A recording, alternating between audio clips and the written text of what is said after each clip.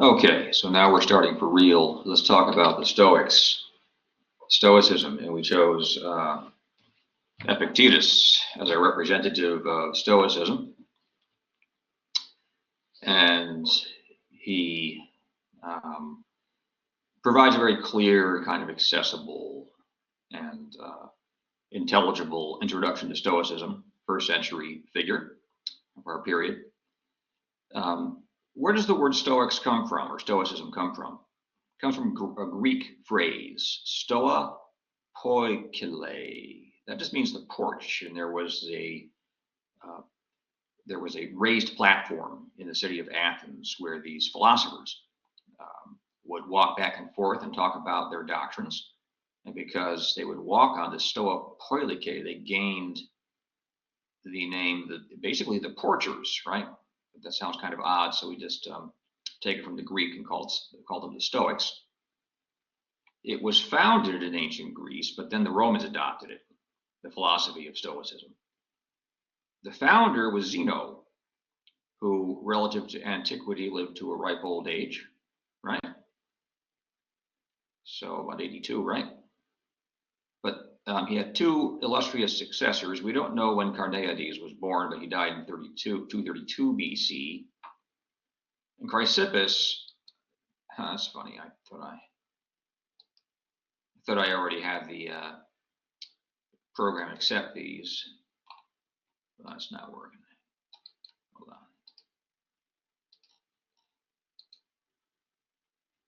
on. All right, we don't have to struggle with this. So he died around 206 BC. CA means in that area. And Chrysippus, he's sort of the Aristotle of Stoicism. Aristotle is this philosopher who's exercised an outsized influence on the history of philosophy. And if the Stoics could bring forward someone who was of the same stature as Aristotle, or at least you can compare him to Aristotle, whatever his stature, that would be Chrysippus. Chrysippus published in his lifetime roughly 100 works of philosophy. Unfortunately for students of Stoicism, those works are lost. Okay, no longer have those accessible. I think that one day they're going to find a cache of his papyrus scrolls buried in some sort of underground chamber in Egypt, all well preserved because of the desert conditions, and then scholars are going to go wild on those. All right, so those are the original Greek Stoics. They were succeeded by Roman Stoics, okay? And perhaps the most famous of the bunch, well, I guess these are all these persons are equally famous here. So Seneca, who was alive from 4 to 65 AD, he actually was involved in a plot to overthrow Nero. The persons who surrounded Nero, they eventually came to regard him as contempt. He was sort of like, he was the emperor of Rome, yet he wanted to be sort of like, what's his name? Elvis Presley, back in the 50s and 60s. Elvis Presley was a great singer. He appeared in films. That's really what Nero thought his calling was. So people began to look upon him as weak and inappropriate material for the seat of emperor. And so Seneca proposed himself, or actually people approached him. The plot was discovered and Seneca had to commit suicide. That's how you took care of things in ancient Rome if you were discovered in a plot against the emperor. And there's a whole series of men who committed suicide in connection with Nero. Epictetus, born in 55, he actually did live into the 2nd century AD. And there we have his years right there. And then, of course, perhaps the most famous Stoic ever, because this is the one people think of, is Marcus Aurelius. Okay, he lived to a mere 59, but his Meditations has been read by millions of people. I've taught it, and truth be told, it's not strictly Stoic. It's largely Stoic, but he also takes thoughts from Epicurus and from wherever he can find them. He wasn't really a philosopher. He was more like a CEO, or actually he was an emperor, right? He was someone managing affairs, and so he didn't have to work out philosophy in the way that an actual professional philosopher has to do, like me. he just took things as they came, and he used principles as he found them to be useful and plausible, and then began applying them. So whatever philosopher you're looking at, there are some common theses behind Stoicism.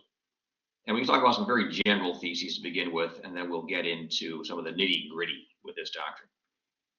So a sage is a wise man. Your first thesis here. The sage is immune from misfortune.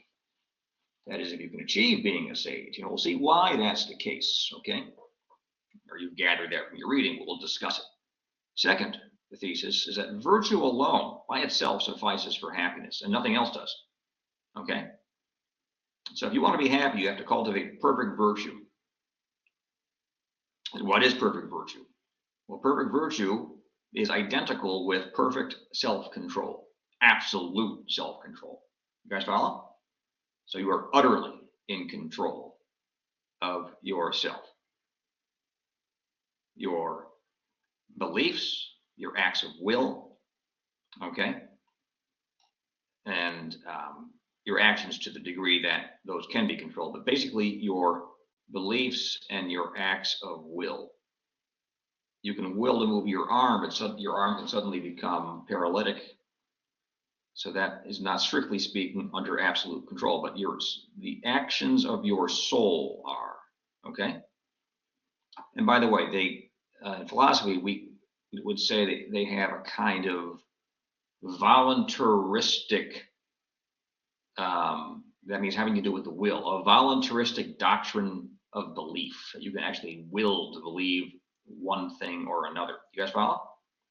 That you have the power to say that a statement is true or false, and you're not compelled to say it's true or false. So it's an interesting idea. So let's take an example. If you're experiencing pain, you may, through an exercise of the will, simply deny that pain isn't evil. Okay? You can say, so you can experience the pain and say, well, that's not actually something intrinsically bad. It's just a fact, right? It's neither good nor bad. It's just a plain fact, though it is pain. So if you succeed at this, and this is what one ought rationally to do as a rational being, they'll argue that out for you, okay? We'll get to the ethics later. We'll talk about that in detail.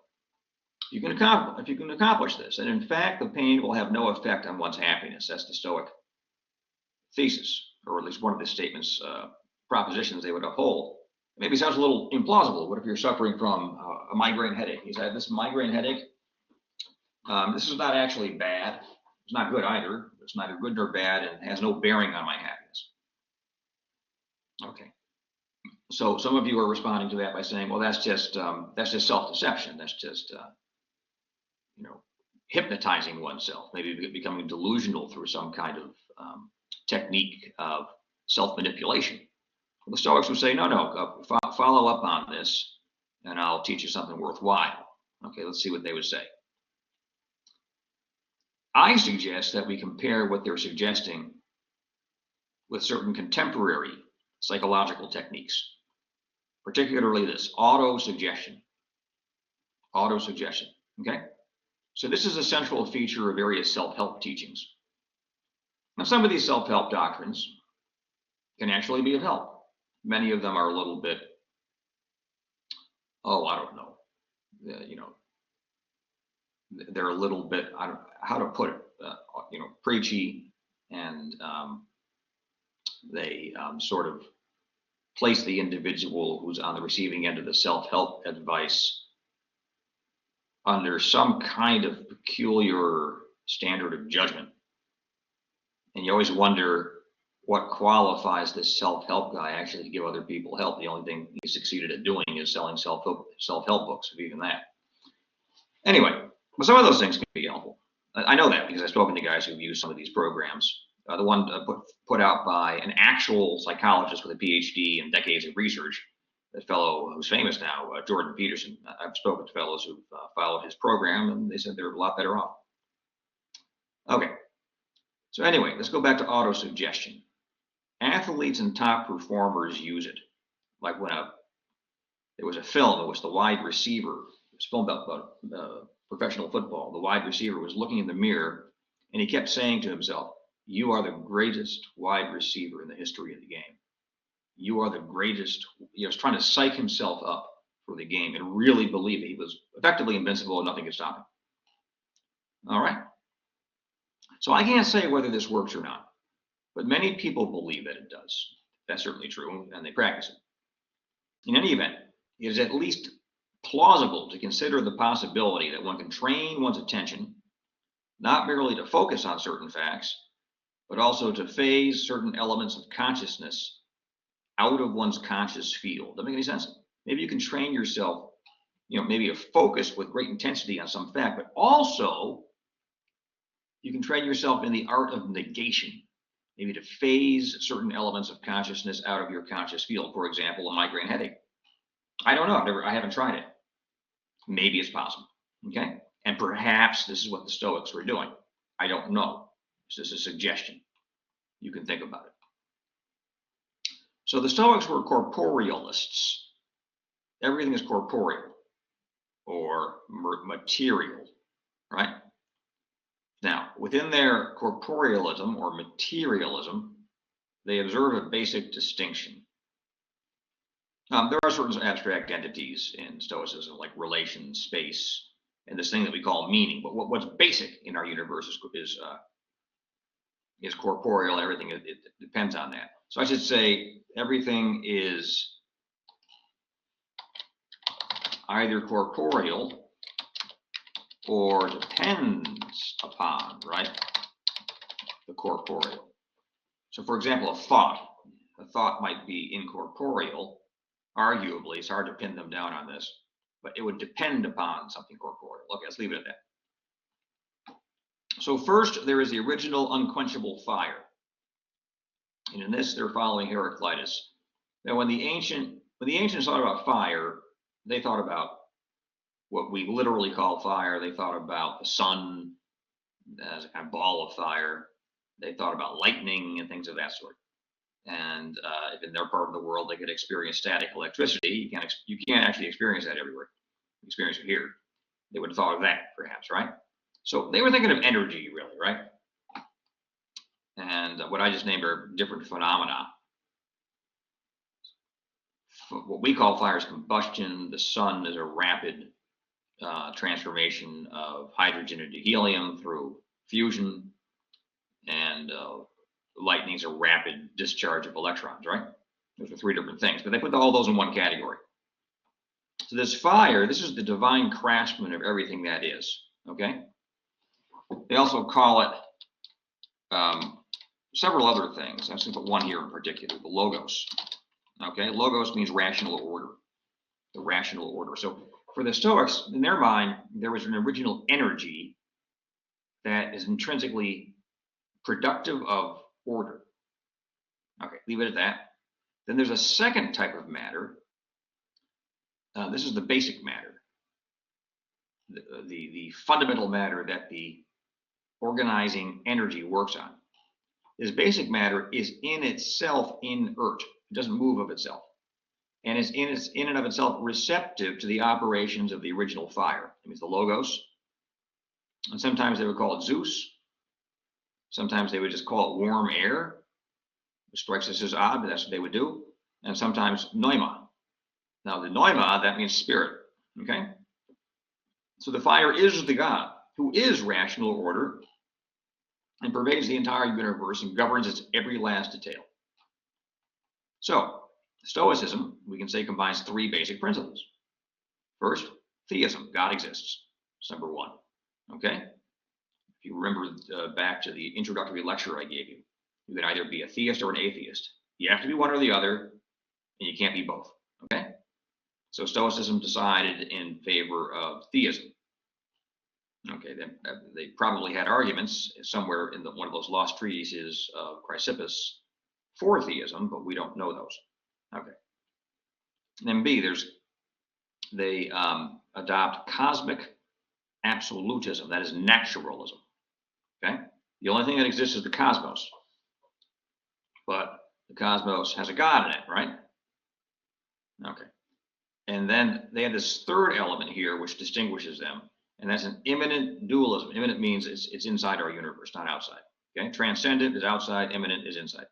So they have an immanent dualism. And that dualism, right, dual, meaning two things, consists of active original fire, the logos,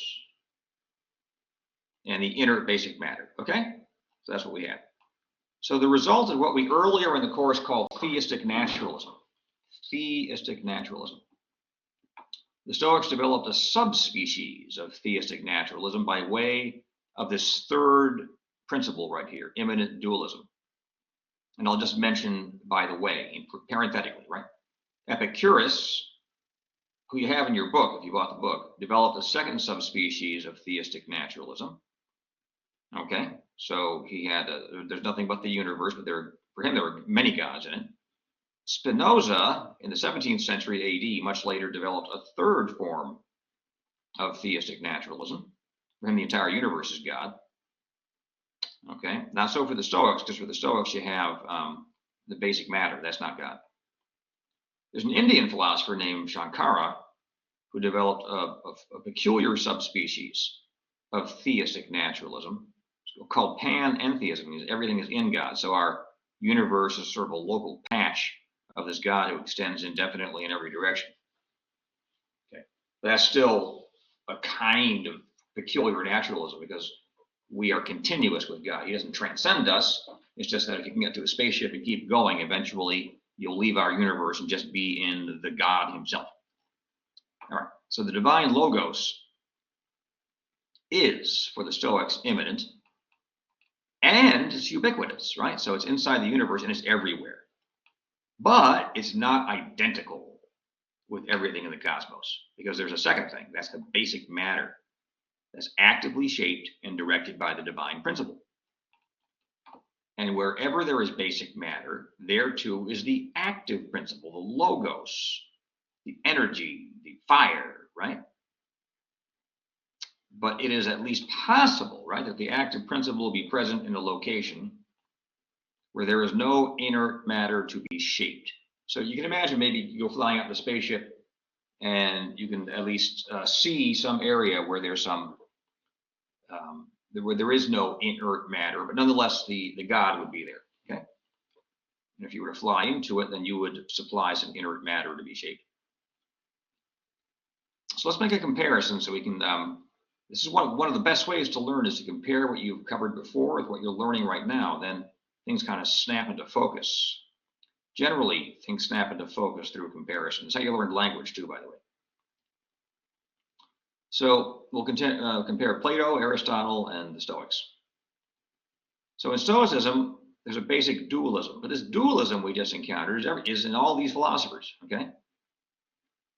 We can begin by acknowledging that there's a principle of disorder, what these philosophers generally think of as evil. In ancient philosophy, evil is generally identified with disorder or the absence or privation of order, okay? And generally, these philosophers identify this with matter. The matter that receives form, the matter that is determined, the matter that is shaped up, the matter that receives a rational principle, is impressed with a rational order, okay? Then there's a second principle, which is the principle of order. So we have the principle of disorder, the matter, and the principle of order. This is the principle of goodness. Order is good, okay? And now, this brings us to our three thinkers. Plato identified this principle of order with the good itself, and that good is transcendent, but it's impersonal. It doesn't think, it doesn't will. It's just a kind of activity of goodness emanating from itself, all that is good. Everything that is intelligible and the very rational order that we encounter in the universe around us, okay? So that's Plato's principle of order. For Aristotle, we didn't talk about it, but here it is. He talked of pure thought thinking itself, which is just thinking. The word for thinking in or thought in ancient Greek is nous. You can translate it both ways, thinking or thought.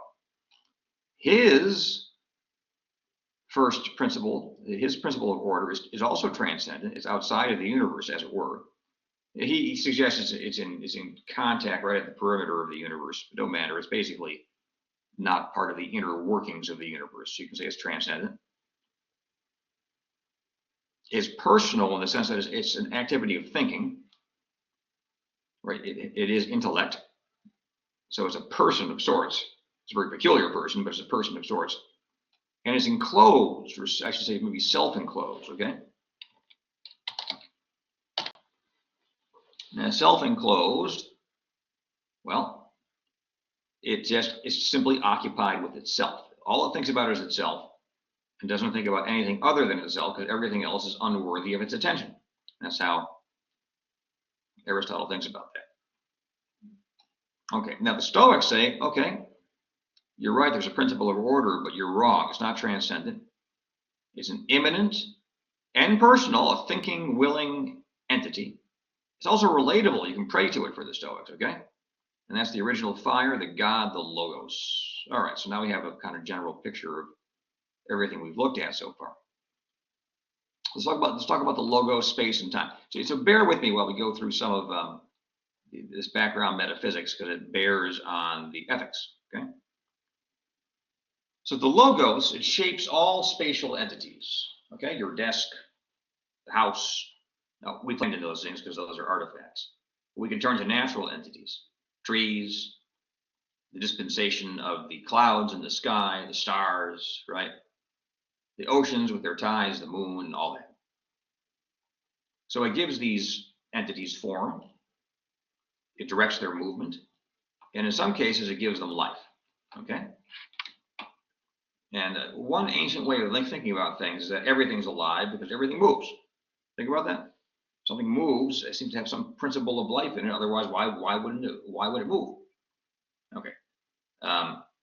Another way of thinking about this is that, well, movement is not sufficient for life because life involves self-organization and self-maintenance. The reaction to environmental stimuli, the taking in of energy, and defense against anything that would destroy its principle of organization and its functioning, right? Life seems to involve all of that, whereas a simple stone does not. Okay. So the Logos is responsible for that, but it also organizes all of the interactions of these entities through time, okay? So as to maximize and maintain order. You guys get that? So as to maximize and maintain order. The Stoics call this activity providence. Like Providence, Rhode Island, right? Providence refers to the way that the God, or God, and the Christians use this too. In principle, Muslims and Jews can use this too. It's a term that refers to how God directs things in the universe through time, okay? So in the Western tradition, we tend to trace this concept, or at least the term, back to the Stoics, okay? Though clearly, if you go to the Hebrew Old Testament, there's absolutely a providence that's being communicated there, 100%, there's no doubt about that. So nonetheless, the providential governing of the cosmos is done to maintain a kind of overall pattern of order at each time. What we're concerned with for the Stoics is an overall pattern of order and maintaining that. For the Stoics, the universe is not being directed towards some extraordinary future event. Okay, so the Stoics don't believe in the apocalypse. They don't believe in any kind of coming cataclysm or a moment of universal enlightenment. So personally, I'll just give you a footnote. I don't see why there shouldn't have been a Stoic who believes in periodic cataclysms, because that's a very popular belief, even by people today. You can look it up online. There are people who think that we're about to undergo a pole shift and that there's some kind of dark planet that's on its way that's going to interrupt our gravitational field, cause earthquakes and volcanoes and hurricanes that are 1,000 miles in circumference, all crisscrossing one another and wiping out our species. Okay, so, but so much for those cheerful thoughts. The providential control of the whole cosmos means that for the Stoics, all happens in accordance with fate. That is a certain kind of imminent necessity, right? All right, so the universe is pervaded with divinity, and outside the universe, divinity does not exist. So call the doctrine that identifies the whole universe top to bottom with God pantheism. Spinoza believed in pantheism. We call the doctrine that maintains a divine principle pervades the entire universe, but is different from the matter it pervades, quasi-pantheism. I call the Stoic doctrine of qualified pantheism, because divinity and matter, the non-divine, are effectively coextensive, more or less. There could be patches of non-matter, but they're more or less coextensive. They're approximately, to a degree of approximation. And thus they coalesce spatially and temporally in the cosmos. Matter itself is non-divine, but nonetheless it is the case that there is no place in the cosmos where God is not, and no place out of it where God is. So I call this a kind of quasi-pantheism, right? God is everywhere, though he's not identical with everything. He's everywhere, but not identical with everything. Let's get back to this idea of fate, because fate seems to clash with our idea of freedom. The Stoics insist that we're free, so how are we going to resolve this tension? So even though the cosmos is providentially ordered through time, we remain free to choose.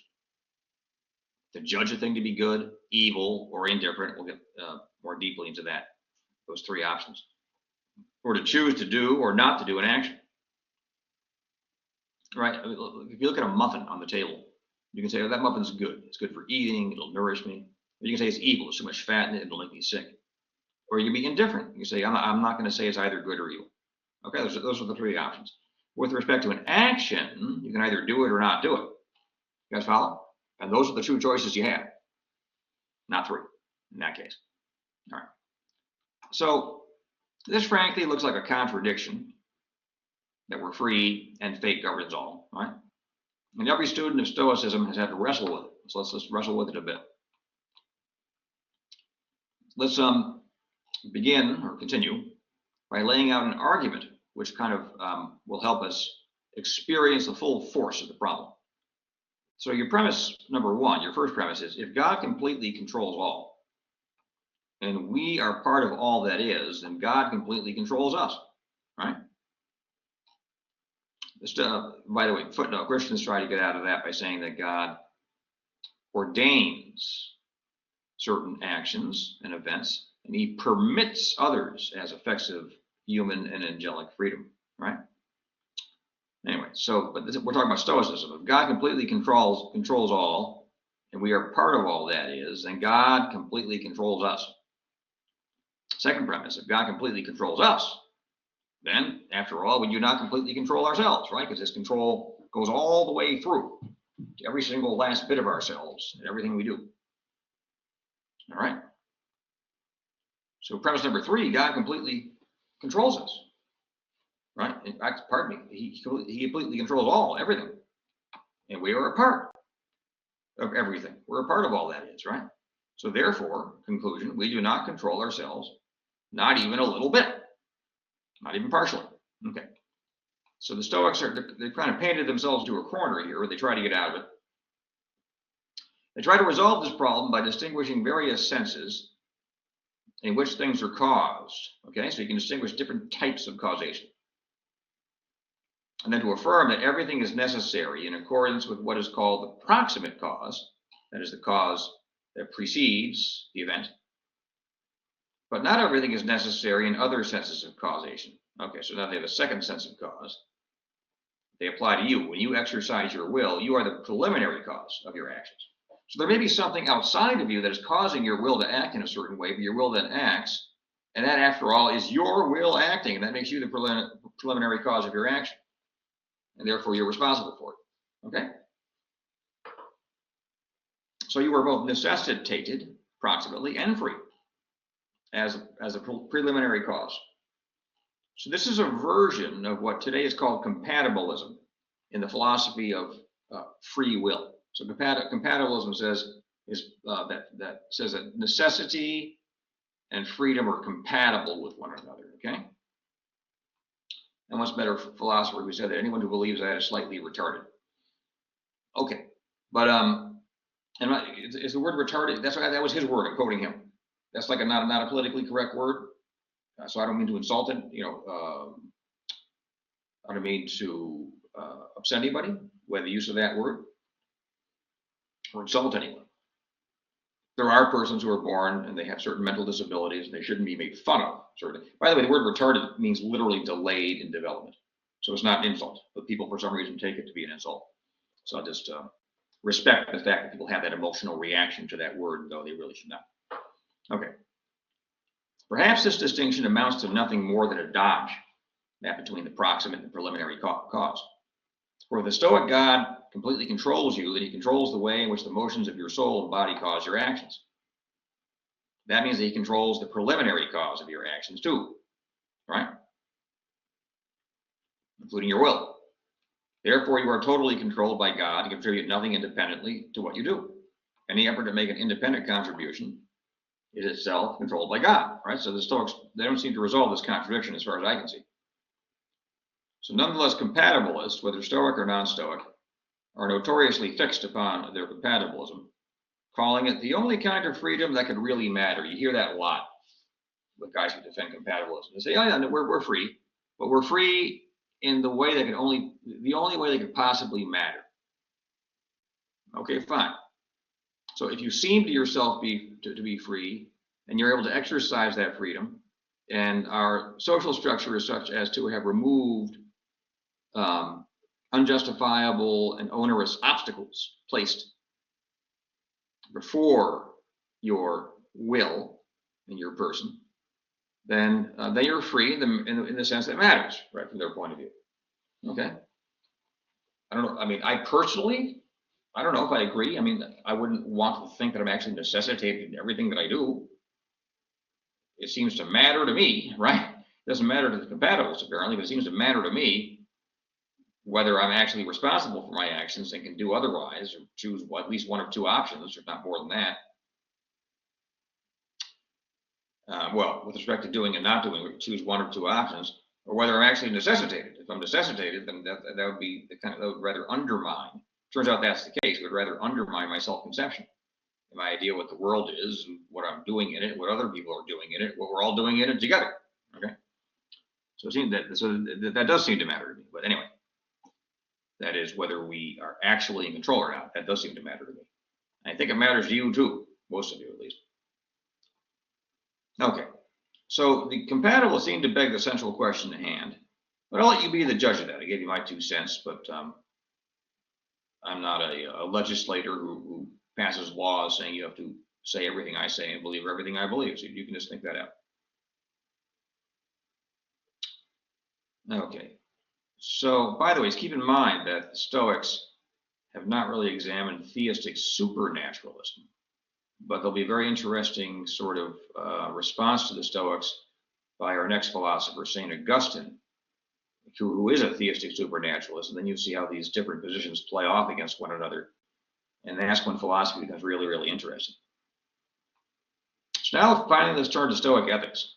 Stoic ethics is based squarely on one distinction, that between what is your own and what is not. Pardon me while I get a swig of some water because I'm drying out here.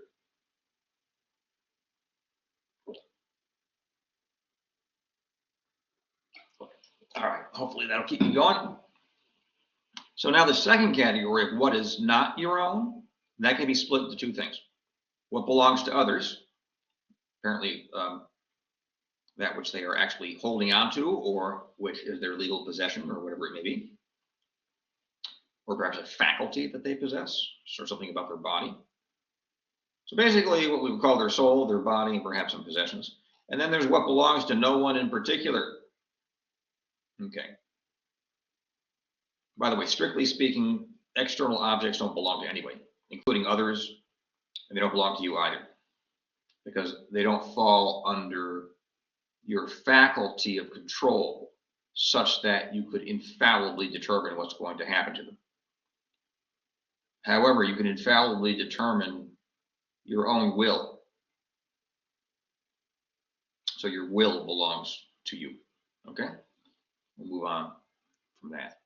So we learned our first lesson from the Stoics. The first lesson from the Stoics with respect to leading a good life and being happy. Because that's what we all want to be, right? Give up all attempts at controlling others. Let's drop that. Their acts of will are out of your control. You've noticed this. I mean, you've lived long enough, you've seen this. You can't control what other people do. You can't control what they say. You might be able to influence them, but you can't control them, right? So give it up, all right? If you like, speak persuasively, or as persuasively as you can, but never force the matter. Forcing only leads to harm to yourself and to others. You draw a second lesson. Give up all attempts at exercising decisive control over nature. Of course, we have to shape matter into artifacts, into chairs and tables, and to a more complicated process, into refrigerators and vacuum cleaners. And we have to till the soil, right? Perhaps other things. But we should not attempt to become, in Descartes' phrase, masters and possessors of nature.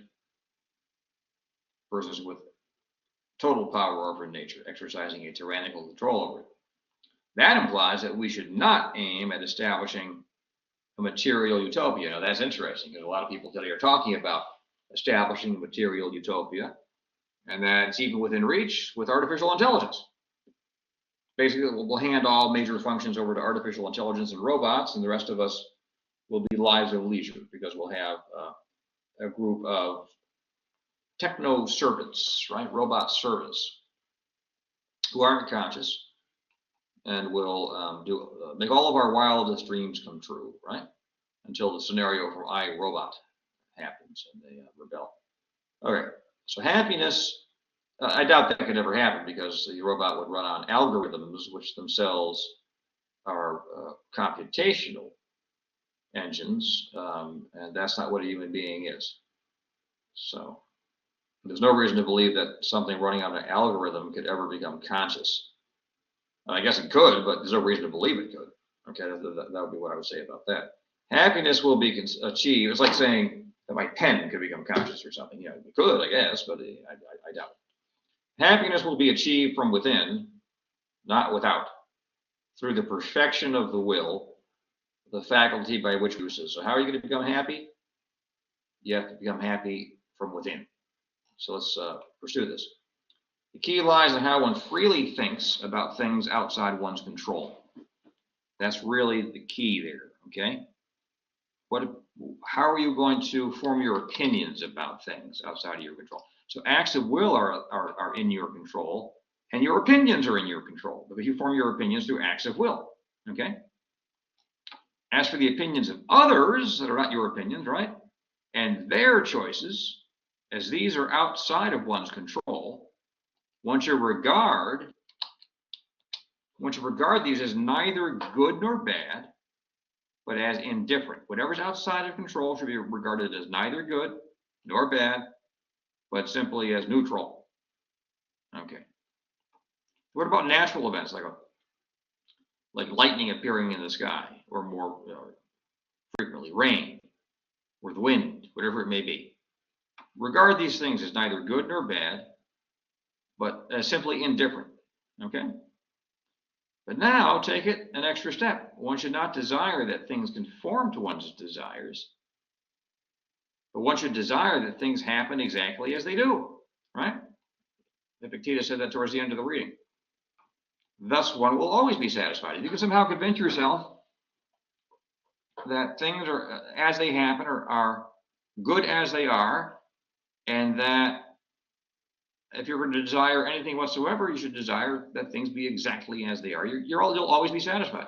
How could you not be? I mean, if you can succeed at that, it might be a trick to convince yourself of that, but if you could succeed at it, make yourself desire everything that actually exists and happens, well, your desire will always be satisfied, right? That's easy enough. Now, getting there will be a bit of a trick, but if you do, you'll be happy. So if Epictetus means this literally, then there is in fact something outside of one's control that one ought to regard as good. Namely, this is the difficulty, because I kind of, after saying something hopeful, I'm bringing in a difficulty. If Epictetus means this literally, then in fact, there is something outside of one's control that one ought to regard as good. Like at first he said, if it's outside of your control, say it's neither good nor bad, it's simply indifferent. But then he says, well, actually, you should try to desire that things go on exactly as they are. So apparently we should say that the whole providential order of the cosmos is good. You guys follow? Make any sense? So rather than say what's happening outside of me is indifferent, say that what's happening outside of me is good as it is, and don't even think for an instant about changing it. That's curious.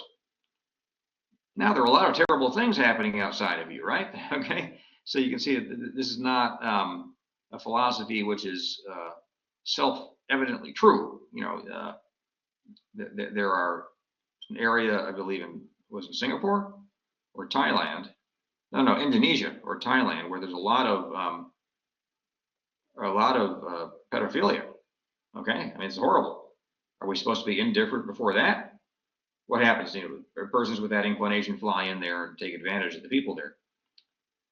My own response is no. We're supposed to respond to that, right? The Stoic says one is supposed to accept things as they are. All right. So in a word, happiness culminates in identifying one's will with that of the Stoic God. All right. So you can see where Stoicism and Christianity are quite different. The Christian would say, no, you go in there, you change that, you get those kids out of there. Whereas the Stoics would say, well, that apparently is the will of the God, at least if you take them by the letter of their doctrine. Okay. So let's back this up a bit. Concentrate all of your efforts on what lies in your own control. Now, what does lie in your own control? I'm going to back this up here. I said your actions, but those aren't entirely in your control. Your acts of will, let's do this in order. I mixed that up at some point. Your acts of will, your opinions, right? Why do I say opinions? Because your opinions are products of your acts of will, and even your desires. Now, here's a difficulty. How can your desires be the product of acts of will? Because desire is arguably the most fundamental of the passions. No one really disagrees with that. And a passion is precisely that which happens to you in virtue of your encountering something, which excites the passion. So the passion is not something in your control. So how are we supposed to control something that's not in one's control? But the Stoics are pretty clear on how they respond to this, okay? They have a pretty good response to this one. You can control what you desire. This can be done by changing how objects appear to one through controlling the judgments one forms of them. You guys follow? So Buddhists do this too. So Buddhists, they practice chastity, actually celibacy. They don't have any kind of sexual contact with anyone. At least they're not supposed to. And so one of their techniques is if you see someone attractive, the monks were men, right? So if you see an attractive woman, they would say, just imagine all the disgusting fluids inside of her body. You know, the mucus, the saliva, and the blood, and everything else. And that'll shut down any kind of desire, right? Their technique is not really Stoic, though, because then they describe certain things as intrinsically bad. Okay. So, but nonetheless, if you're afraid of something, you can just say to yourself, well, there's nothing to be feared here. Death isn't fearful. Pain is not fearful. So this grizzly bear is not going to cause me any fear. Okay. Anyway, so one is free to judge that a beautiful person is not desirable for companionship or sexual union through one technique or another. Judging thus the way the person affects one will alter accordingly, and one will have liberated oneself from the vexing and dissatisfaction producing passion of sexual desire. Let's talk about suppression and identification. So Epictetus goes yet further. Totally suppress desire by magnifying one's aversion to desire as such. Okay. Desire not to desire. Now you're in a bit of a bind because to desire not to desire is to desire, right? But maybe that gets desire to its minimum. The result will be indifference to what lies outside of one's control. We call it apatheia, being apathetic. Sometimes we translate that with impassivity. Now, how does this add up with the counsel to desire that things go on exactly as they do? Think about that for a second. How can one desire not to desire and desire that things go on exactly as they do? But you're trying to get rid of desire, right? How can one suppress desire entirely and desire that things go on exactly as they do? It doesn't seem compatible. However, I think they have a reply. The answer seems to be that these are two sides of one coin.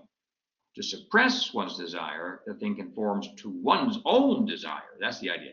So what you're suppressing, this desire that you're suppressing is this desire, that things conform to your own desires, operating independently of reference to God. Okay? Now, if you can suppress your desire that things go your way effectively without having recourse to God, that's the same thing as the desire that things go on exactly as they are determined by God. Because there are only those two choices. Okay? I can add that in there. There are only two choices. Self or God. And for the Stoics, it turns out that they're quite religious. In the final analysis, you have to press them a little bit to get there. And that comes out in Epictetus' longer work. The short one is, he doesn't make much of God, the short one, which you read. But that's it. You have to either take yourself as the first principle of things and desire that things conform to your desires, or you must conform yourself to God's desires and empty yourself and will only what God wills. And you know what God wills because what's happening around you is what God wills. Okay? And that part actually you can find in the Christian mystical tradition. Okay, if you're interested in this stuff, there's a book called Perfect Union with God's Will by a fellow named Saint Alphonsus Liguori, Liguori. And these sorts of things, anything worth reading is available for free online. So if you look up Perfect Union, or maybe just Union with God's Will by Saint Liguori, Liguori, you'll find it's quite stoic in its inspiration. Also, The Imitation of Christ by Thomas à Kempis, Kempis, is it has a lot of overlap with Stoicism, right? Though those Christians would say, if there's a group of persons engaged in human trafficking, that we have motivation to put an end to that. Okay, so they're not strictly Stoic. So there's some lingering questions here. Clearly, one must desire to eat, clothe oneself, and seek shelter from the elements, right? Surely. These desires, however, are simply the very desires of living animals, so may be regarded as implanted in us by God.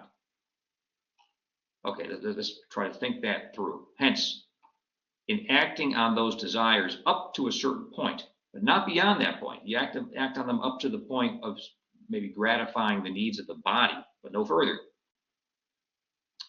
In that case, we can justifiably say that we are identifying our desire and our will, most importantly, with the will of God. It was God who implants those natural desires, right? You guys follow? So what you shouldn't do is magnify those desires, like become a glutton or give oneself over to lust or something of that sort. Okay, leave it at that. I hope that makes some sense to you guys. So we should judge good only those ends that are in our control. And what's in our control? Again, individual acts of the will itself, and now more fully, a habit of self-control resulting from a series of self-controlled acts, because if you act in a self-controlled way a sufficient number of times in a row, uninterruptedly, you'll develop that habit. So that's in your control. It's a product you can produce in yourself. Then third, there's an effect of this, the effect produced by perfect self-control. The effect is perfect, continuous, and sweet serenity. And if you like, that's really the ultimate aim. I mean, they're always talking about perfect virtue, but there's this kind of beautiful efflorescence that emerges out, supervenes on perfect virtue. It's that sweet serenity. In the Greek, they call it ataraxia.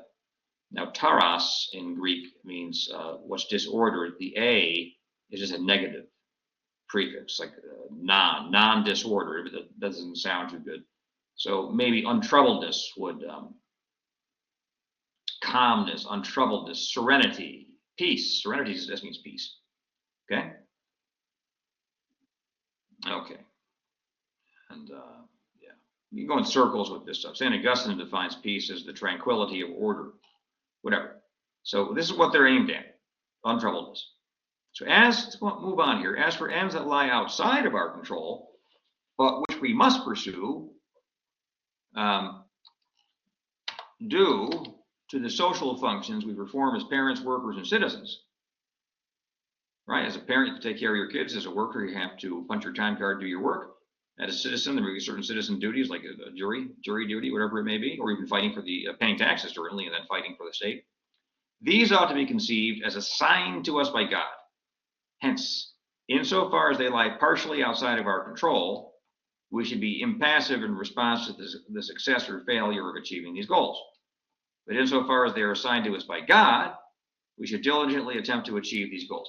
And what you should be concerned with is simply the quality of your intention. If you're intending to be a good parent and doing what you can at the level of intention to be a good parent, then all things being equal, you will perform the actions that will make you a good parent. If you intend to work diligently at work, right? Seizures and things of that sort are still relatively rare. If you intend to do your job at work, then all other things being equal, you'll do it, right? But if you do have a seizure, unfortunately, I hope no one has any seizures, and anyone suffering from those, I'm sorry. If you do become temporarily paralyzed, something prevents you from fulfilling your duty as a parent, or as a worker, or as a citizen, that's outside of your control, and you shouldn't let that bother you at all. As a matter of fact, that apparently was God's will, so whatever happens is God's will, and you should simply identify with it. Okay. So some concrete advice. Stoic perfection may in fact be beyond one's reach. Let's think about this. Let's be honest about this. We live in reality, right? However, it is necessary that one nonetheless overshoot the mark, right? Try to be perfect. If one is to purge oneself maximally of all desire for what is outside of one's control. So you want to get rid of as much of that desire for controlling the uncontrollable, right? You want to get rid of as much of that as possible. One is better off to the degree that one approximates to Stoic perfection. Worse off to the degree that one does not. Okay, so that's not too difficult to understand. For example, there's nothing you can do to guarantee a comfortable, secure life for yourself. You can't guarantee it. Give these goals up then. I mean, that's all we ever pursue in the United States is a comfortable, secure life, right? The Stoics are saying the United States is oriented completely in the wrong direction. We have to do a 180 turn and pursue something completely different, right? We're basically a nation of the confused, cooperating with and leading the confused. Instead, say to yourself, the good of comfort is just an appearance, and the good of security is just an appearance. In some amount of time, if you keep saying these things, you will be free. Now look at Plato. Plato distinguished between the goods of the soul, the goods of the body, and external goods. Perhaps you recall that. But for the Stoic, there are no goods of the body, right? All that's out of your control, so you just drop that. Likewise, there are no external. Okay, so you're saying, well, yeah, but what if it's God's will that the body be preserved to a point? Okay, that's not a good of the body. That's a good. That's the good of God's will being done. You guys follow? Isn't there a distinction there? So you're not willing the good of the body, which is something that's outside of your control, but you can still identify your will with that of God. God's will is also outside of your control, by the way, but when you identify yourself with God's will, then in that particular case, in that singular case, you can't not get what you want. You guys follow? So Stoicism involves some wrinkles. I mean, it's based on this distinction between what is in your control and what is outside of your control. But actually, there are three things here, aren't there? There's what's in your control, and then there's what's outside of your control. And there's what's outside of your control that can contradict your desire. And there's there's that which is outside of your control, which necessarily corresponds to your desire, provided your desire is that things go on exactly as they do.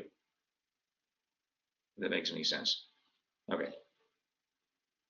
So, likewise for Plato, there are no external goods. However, there are bodily states and possessions that serve the ends of naturally implanted desires.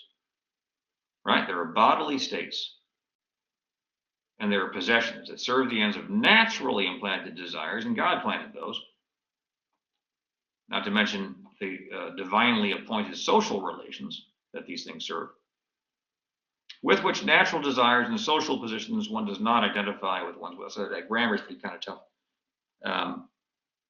With which natural desires and social positions one does not identify with one's will. So one doesn't identify with the natural desire insofar as it's a natural desire, and one doesn't identify with a social position insofar as it's a desirable social position, or even undesirable. One identifies with the desire one has insofar it is as it is the desire one has in accordance with God's will. And one identifies with the social position only insofar as it is willed by God. So basically you're identifying your will with God's will. Okay. So Epictetus writes, men are disturbed not by things, but by the principles and notions which they form concerning things. Death, for instance, is not terrible, else it would have appeared so to Socrates, right? What belongs to you is not the thing itself, but your reaction to the thing. You cannot make people like you. You can control your reaction when people like you or do not like you. So, be indifferent to both and make self-control and the serenity it produces, not the approval of others, your goal. Likewise, do not fear death, as it is outside of your control. The Stoics did not believe in an afterlife. So death for the Stoic would result in the loss of the sweet serenity that is the flower of perfect or nearly perfect virtue. While one can control acquiring that sweet serenity through acts of self-control, one cannot prevent its final annihilation. So one must face death with equanimity. Right. Since perfect self-control is virtue, that alone is your goal. That's the only thing you should be aiming at. As for serenity, well, that'll come of its own once you achieve this goal. So your life is very simple now. Just achieve perfect self-control. The serenity will come. Serenity is the indirect good that one achieves through self-control, which is both necessary and sufficient for achieving it. So the alternative to self-control is unhappiness. It necessarily is unhappiness. Let's talk about property and loss. The concept of loss should thus be abandoned. You cannot lose anything that is not your own. If your child dies and say, I have returned to my child, and not that I've lost my child, you never own the child to begin with. Be impassive before the loss of a child, spouse, sibling, parent, or friend. Again, apatheia, that term we saw before. Freedom from disturbance. Okay? Impassivity. But impassivity is probably a better way of putting it. Translating it. So in case we are having a hard time understanding this doctrine, consider the following. It is better to die with hunger, exempt from grief and fear, than to live in affluence and be perturbed. Okay? So if you're at perfect peace in a jail cell, in solitary, that's a better situation than to own everything that Taylor Swift owns, including her mansion and estate down in Newport, and be perturbed because she got booed at the Super Bowl. So in order to solidify oneself, that must have really shocked her. She's been on the cover of every magazine for like 2 years, and then she got booed. I'm telling you, she wasn't ready for that. In order to solidify oneself in the practice of virtue, continuously think about death, exile, and other things opined to be calamities by most persons, and then deny that they are evils. Now, this is some sort of a grim piece of advice here. So I'm not going to give you that advice myself, but it's Stoic advice. You will develop a habit of such denial, and you will be free of irrational aversions to what you cannot prevent in any event. But something will be left. That is you with yourself, your virtue, and your tranquil soul. Now, if you do choose to live this way, expect to be dishonored. But hey, who cares? You know, The honor of others has no value. Their honor has no value, and their dishonor has no value. Okay? And that's the end of that. Further, as for these very things that are worthless and which others covet, do not lift a finger to help them in the attainment of them. Doing so involves any sacrifice or virtue. So that's number one. Your virtue is an overriding good. You don't have to sacrifice anything for that. I suppose if there's some kind of clash between maintaining your virtue and performing your social function in accordance with the position you own because God put you there, well, you have a second function. Your function is to, everyone has the same function, that is to achieve perfect virtue. So virtue will trump everything. Okay? That is, let's put it this way. Virtue trumps everything, right?